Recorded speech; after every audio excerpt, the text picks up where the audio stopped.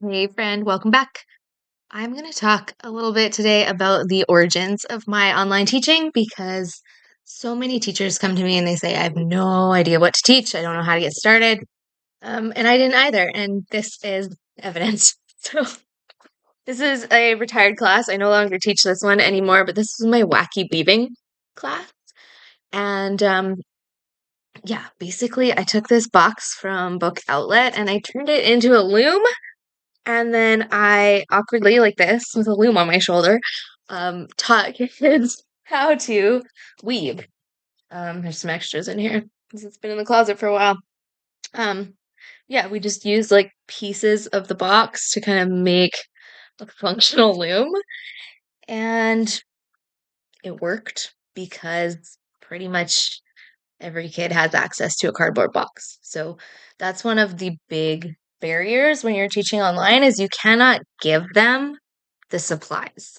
You have to communicate really thoroughly with the parents before class so that each kid shows up with a box and some yarn or whatever it is that you need to make the class work.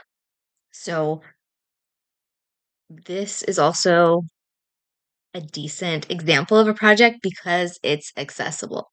You definitely can do things where, they're paying for the class plus they're, buying $100 worth of books or supplies or whatever. But this was during COVID, and I just wanted to do something that people would be able to access, even though the world was kind of shut down and it was hard to get certain things. So we put this together right from the very beginning. Like I started out with a box. I taught them how to put slits in the side. I taught them how to do the warp and then how to weave different patterns. And I think we spent about 4 weeks uh, weaving on our cardboard box looms.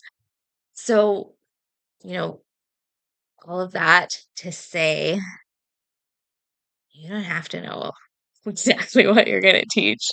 Um, it's really fun to just put together something with whatever you've got. Uh, I know another teacher who did a time capsule class, which is another great way to like throw together an activity, a meeting that kids can do with just like the stuff that's laying around in their house. So, yeah, it doesn't have to be a major problem solving thing. Like, this was a problem solver during COVID because kids were bored and lonely, and getting to do some wacky weaving live with other kids was really appealing.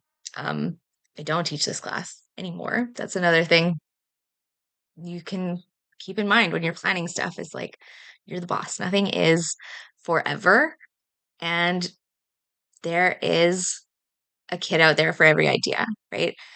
Um, or you can kind of reverse that and say, like, there's an idea out there for every kid. If you have a kid in front of you and they've come to you for whatever, maybe math help, you can always be like, hey, what else would you like to do together? Like, I'm trying to put together some more classes. Is there anything you'd want to see from me?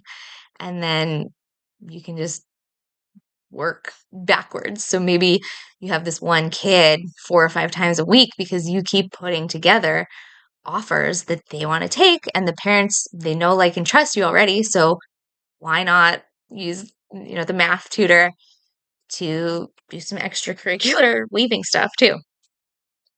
So that is just an example of extremely messy action that I took once upon a time when I was trying to figure out what my niche, my offer, my messaging was going to be.